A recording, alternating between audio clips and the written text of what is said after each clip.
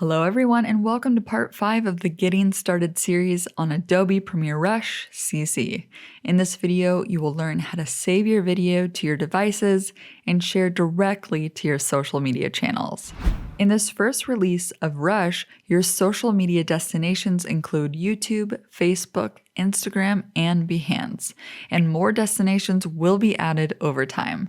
By including these destinations here in Rush, you can upload directly to your social media channels and eliminate that extra step of having to go to each social platform individually and uploading there.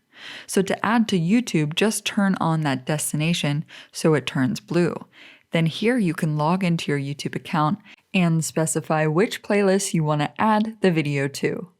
And here you can also enter in your own unique video title, as well as a description.